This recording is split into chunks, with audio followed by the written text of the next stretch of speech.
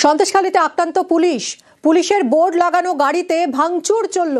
3 জন police কর্মী আহত হয়েছেন এই ঘটনায়। সন্দেশখালীর ন্যাজাটে এই ঘটনা ঘটেছে। পুলিশের এই গাড়িতেই পুলিশ লেখা বোর্ড ছিল, তা সত্ত্বেও এই গাড়িতে হামলা চালানো হয়। কিন্তু কেন ঘটলো এই ঘটনা, জিয়াউল রয়েছে সঙ্গে, আরো জানাবে জিয়াউল।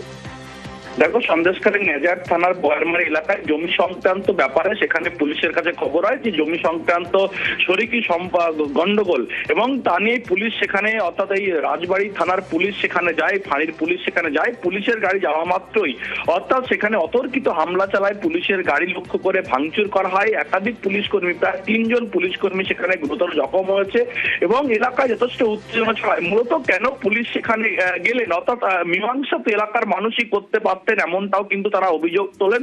এবং তারপরে পুলিশ যখন যায়, পুলিশের গাড়িতে ভাঙচুর করা হয়। এই ঘটনা এখনো পর্যন্ত 3 পুলিশ কর্মী আহত হয়েছে, হাসপাতালে ভর্তি করা হয়েছে এবং পুলিশের গাড়িতেও ভাঙচুর করা হয়েছে। ফলে এই ঘটনা এখনো পর্যন্ত প্রায় 3 থেকে 4 জন গ্রামবাসীকে আটক করা হয়েছে পুলিশের পক্ষ থেকে। তার কারণ তারাই হামলা চালিয়েছে শুধুমাত্র জমি সংক্রান্ত ব্যাপার নিয়েই গন্ডগোল, এবং সেই জমি সংক্রান্ত ব্যাপারই পুলিশের কাছে খবর আসে। পুলিশ সেখানে গন্ডগোল থামাতে যায়, তখনই পুলিশের উপরে হামলা করে, এমনটাও কিন্তু জানা যাচ্ছে। এখনো পর্যন্ত বেশ কয়েকজনকে আটক করা হচ্ছে, 3 জন পুলিশ কর্মী আহত রয়েছে। ফলে এলাকার যথেষ্ট উত্তেজনা রয়েছে।